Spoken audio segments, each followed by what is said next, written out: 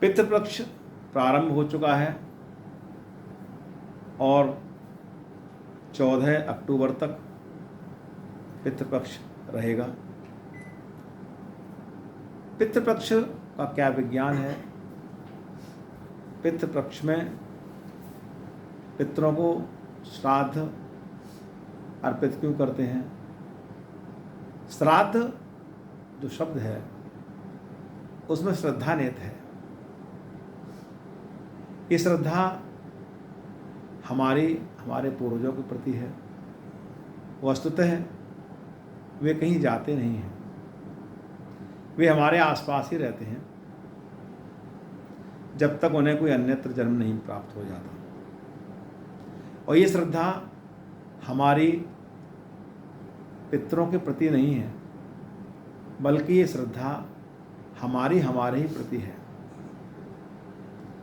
क्योंकि जब आपका जन्म होता है तो उसके लिए 2 व्यक्तियों की आवश्यकता होती है। उन 2 व्यक्तियों के जन्मों के लिए फिर आगे 2 व्यक्तियों की आवश्यकता होती है। तो अगर इस प्रकार आप अपने पीढ़ी को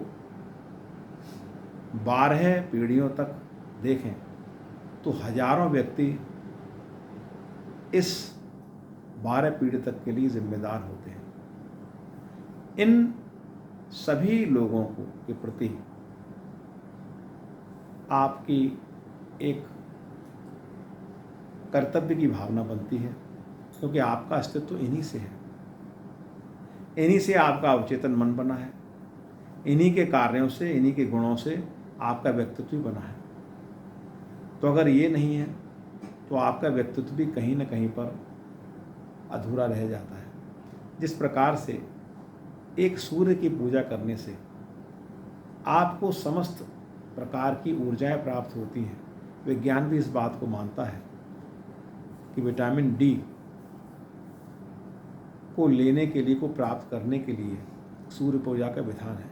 प्रातःकाल आप उठेंगे, सूर्य भगवान के समक्ष नंगे बदन खड़े होंगे, तो जो उनकी पहली किरणें आपके शरीर को स्पर्श करेंगी तो त्वचा की निचली परत पर विटामिन डी का फॉर्मेशन शुरू हो जाएगा। ये सीधे वैज्ञानिक बात है।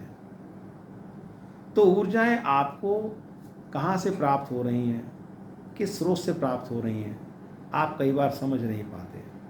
और जब आप अपने आप को उन सूर्य से पृथक कर देते हैं, उनसे अलग कर देते हैं, जिस तरह के माहौल में आप लोग जी रहे हैं, हम लोग जी रहे हैं, एसी के माहौल में जी रहे हैं, प्रकाश से दूर ट्यूबलाइट की रोशनी में जी रहे हैं, तो आप देखिए नाना प्रकार की बीमारियां आपके शरीर को घेर लेती हैं। विटामिन डी की कमी बहुत कॉमन सी बात है, जबकि पहले इस बात को कोई जानता भी नहीं था। तो मेरे कहने का तात्पर्य ये है कि श्राद्ध जो कर्म है वो आपके उसी ऊर्जा से जुड़ा हुआ है, पितरों की ऊर्जा से जुड़ा हुआ है।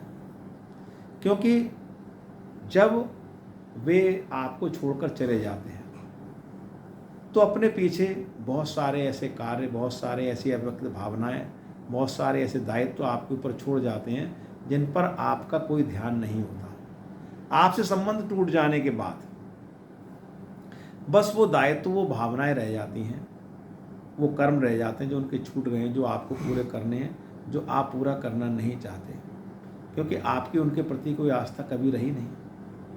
और जब आप इस संसार से जाएंगे तो ये स्थिति आपके साथ भी उत्पन्न होनी है। ऐसा नहीं कि उनके साथ नहीं होगी। जब आपसे उनका संबंध टूट गया तो सिर्फ वही चीज़ें आपके लिए रह जाती हैं, और वे आपके अच्छे और बुरे समय के लिए जिम्मेदार भी होती हैं।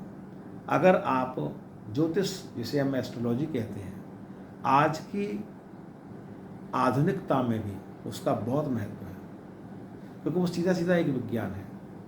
उसमें उन ग्रहों का एक विशिष्ट प्रभाव जो होता है वो पितृदोष के रूप में आपके सामने आता है।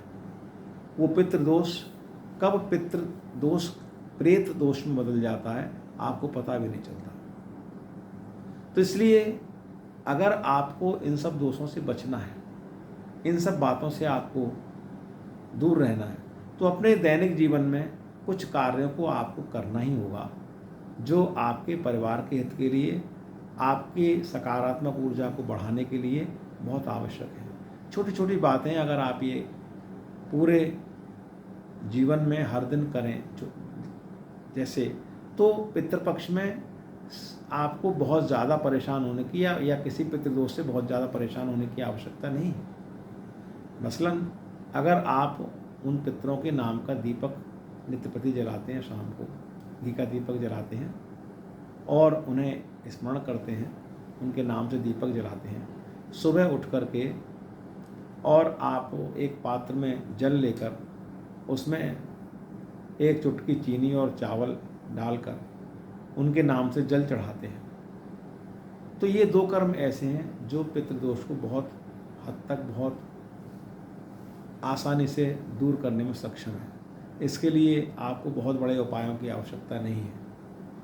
अमावस्या के दिन अगर आप अपने मुख्य द्वार पर पीपल के पत्ते पर सफ़ेद मिठाई रखें और एक घी का दीपक जलाएं संध्या काल में, ये भी पितृदोष को दूर करने में बहुत बड़ी भूमिका आपके लिए अदा करेगा।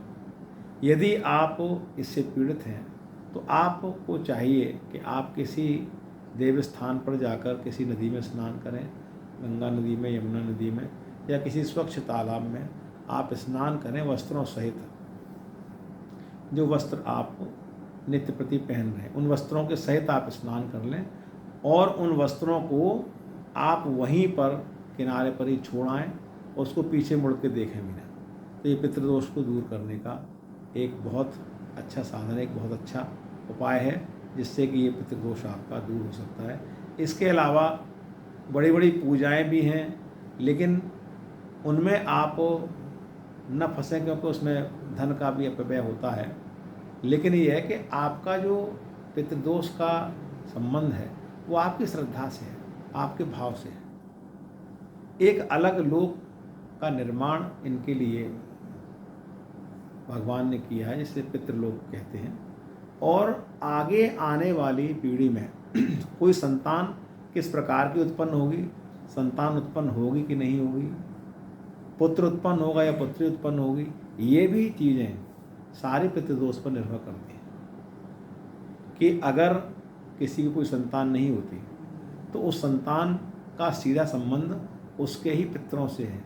उसके पितर जिस लोक में रहते हैं वहाँ से ही वे ही आशीर्वाद स्वरूप उनको संतान प्रदान करते हैं, चाहे वो पुत्री के रूप में प्रदान करें या पुत्र के रूप में प्रदान करें। कई बार आपने देखा होगा कि वैज्ञानिक या डॉक्टर्स भी फेल हो जाते हैं इस बात में, कोई संतान उत्पन्न नहीं हो रही है, कैसे भी कर लें संतान उत्पन्न नहीं होती। तो इसके लिए भी पितृदोष को ही जिम्मेदार फैक्टर एक माना जाता है। विज्ञान भी वहाँ पर बिल्कुल मौन है इस बात में कि वे संतान आखिर क्यों नहीं हो रही है। उस जैसे अन्य जोड़ों के साथ संतान उत्पत्ति हो रही है लेकिन उनके नहीं हो रही है। तो आप इन बातों का अगर ध्यान रखेंगे और इनका पालन करेंगे तो निश्चित रूप से आपके परिवार में सुख शांति और समृद्धि आएगी। यद्यपि माँ भगवती स्वयं आपको शक्ति और ऊर्जा प्रदान करती हैं, लेकिन जब उन्होंने पितरों का या पितृलोक का विधान किया है तो उसके पीछे कुछ तो कारण रहा ही होगा। तो आप उनकी भी आराधना करें, लेकिन इनको भी आप न भूलें। इस वीडियो में इतना ही। अगर आपको विशेष कुछ बातें इसके लिए जाननी पितृदोष से संबंधित तो आप मुझे फ़ोन कर सकते हैं। फ़ोन नंबर हम डिस्क्रिप्शन में भी देते हैं और इस चैनल के प्रारंभ में आप जब देखेंगे तो उसमें भी आपको मिल जाएगा 9870741675। इस पर आप बात कर सकते हैं। नमस्कार, शुभ रात्रि।